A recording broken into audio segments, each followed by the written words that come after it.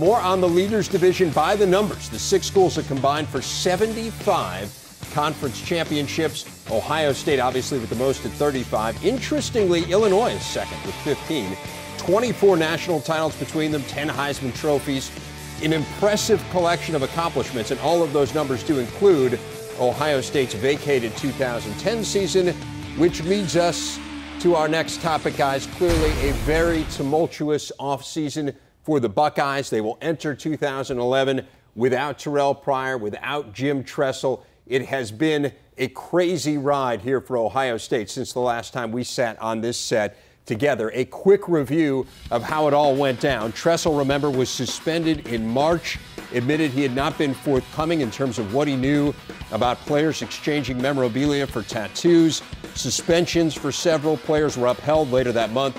Then over Memorial Day weekend, Tressel stepped down as OSU's coach, replaced by Luke Fickell. Pryor announced his departure a week later, and then OSU went in front of the Infractions Committee earlier this month. Jim Tressel was there. They're still awaiting a ruling on that. So Luke Fickell takes over. Has never been a head coach, obviously, at this level. Did not expect to be at this time. Based on what you guys saw when we were out there, what are the biggest challenges in front of Luke Fickell? Well, I think the biggest challenges are still inside the white lines. I mean, we're talking about a team that has lost their quarterback. They have less seniors than they've had. In the 5 years that the network's been operating and we've studied Ohio State, I think this is the least talented team. Before Jim Tressel left the program in the spring, I thought Wisconsin had the better team in the leaders. I think what Luke Fickell's taking over with the outside the line problem and the inside the line challenges, this is the toughest coaching job any Ohio State coach would have had in the last 5 years. Well, I think one of the difficult decisions and one of the difficult situations that a defensive coordinator goes into when he becomes a head coach is managing the offensive game plan from this perspective. When you get in a short yardage situation, do you want to kick the field goal or do you want to try to go for it on a 4th down type of situation? So I think some of the offensive nuances that most offensive coordinators are accustomed to having to deal with will be a challenge for Coach Fickell, but it's something that he's studied over the summer.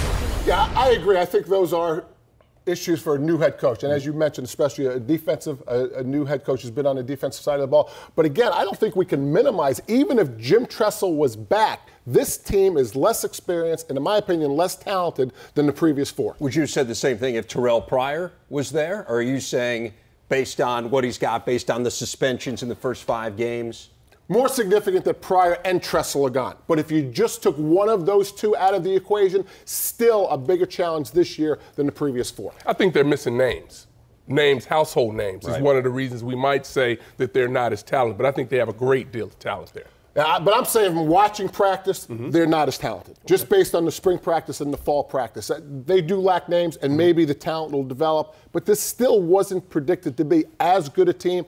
All the other problems, I think Luke Fickell has the biggest challenge of any coach in the conference. And again, you have to keep in mind the frame of reference with Ohio State. You're not saying it's not a talented team. You're saying based on a team that wins the Big Ten year after year like the Buckeyes have, this team, in your mind, doesn't have that same level of ability. So, bottom line, you factor all this stuff in here, Howard. Expectations. What's realistic for Ohio State? You know, I still think that he'll be able to compete for a championship on this side. I think one of the things that has to happen, though, they're going to have to overcome some of the obstacles, some of the off-field obstacles that are in front of them. They can't get complacent. They also have to have their suspended players come back and play very well. Dan Herron, I know, is going to be back. He'll be ready to play, but I believe Mike Adams is going to be a guy that's got to step up. The starting left tackle who's been suspended for the first 5 games, he's got to have a huge year. Yeah, I don't think expectations ever change at Ohio State. And I think this is what this team is capable of. I think this team is still capable of competing for the Leaders Division. I don't think there's any question. And you mentioned it, Rever. When I talk about Ohio State's challenges, they still have as much talent as anybody else. So they still have to compete for the leaders, compete for the Big Ten, and they have enough talent to get to a BCS bowl game. I'm just saying it's harder this year than the last 4. And again, that's how you gauge success at Ohio State. Do you make a BCS bowl game? They've been to 9 BCS bowls, most of any school in the BCS era. And I think it's fair to say that at least from the perspective of history, if you don't get there, it's not going to be a success. Fair enough. Not going to be gauged that way.